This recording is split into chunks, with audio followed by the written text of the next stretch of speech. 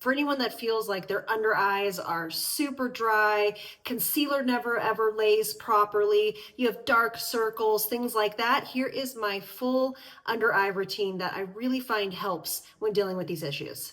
The first step is going to be to use a gentle, thin, usually clear, not milky, usually clear essence. And I, of course, my holy grail is going to be the Tatcha essence. But I also love this version, which is the affordable version, is by a company called MUA. I think I'm saying that correctly. And this is their Heartleaf 77 and Hyaluron. You want, as this first step, to have no actives in this essence. So we're just going to tap a little bit like this, and we're just going to place it ever so slightly under that eye. And we don't want anything active in here. So no lactic acid, no glycolic, no vitamin C, nothing like that. No kojic. You just really want this to be all about hydration. And I'm just honestly just kind of layering that up. This will not give you milia. This routine, the reason why we're going to layer this way is because thin layers when we're addressing these concerns is best, not just one big occlusive layer. The next is going to be your eye cream. Pick your favorite eye cream. Right now, this one is what I'm using. I really like it. It's by OneSkin. It's a peptide heavy eye cream, but it's also super lightweight, and you want to apply that before your essence dries all the way down. And I like to go all the way around the orbital bone. And remember, you don't need to put anything right up against that lash line because the under eyes have such thin skin that it creates a wicking motion. So any product that you put in this area will wick up into the area where it needs to be. So now that my eye cream is on all around, we're going to go in with the Holy Grail step. I love this product by Tula. This one is Golden Glow and Get It. It has caffeine in it. It also has, if you can see, these light reflective properties in it. So it gives a beautiful slip, and it also gives already this luminosity shift underneath the eye.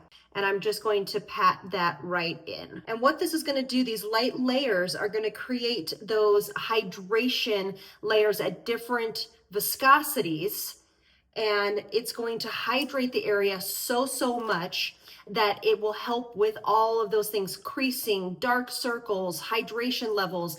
Whenever you're using the next two steps, a lot of people talk about that it kind of gets cakey because their under eye area is not hydrated enough. I also really enjoy this one, which I'm so glad they brought this back. This is Becca and Smashbox's collaboration. This is the under eye brightener. You can use this as well in a light layer.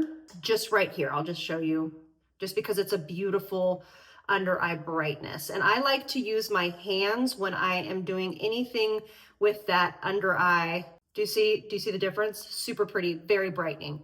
And it does not feel heavy. It is just ready to receive the next two steps. All right, so I just applied a light layer of my foundation.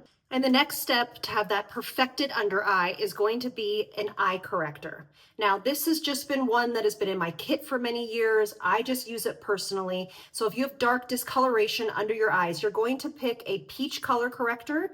And the way you pick the depth of the color corrector is the depth of your skin tone. So obviously I am fair, so I'm going to be using fair peach color corrector. So if your skin is deeper, you're going to go with a deeper tone in your color corrector. I like to use my hands. I like to warm the product up like this, and then we're going to just pat that in wherever you have darkness. So for me, mine is right here next to that under eye brightener, wherever personally you have your darkness. Now remember, color corrector is not meant to conceal. It's to correct the coloring. So it's not here to cover. You just want to add a little bit to the point where it starts to diminish that discoloration. Like you can see the difference in the two eyes. A lot less darkness.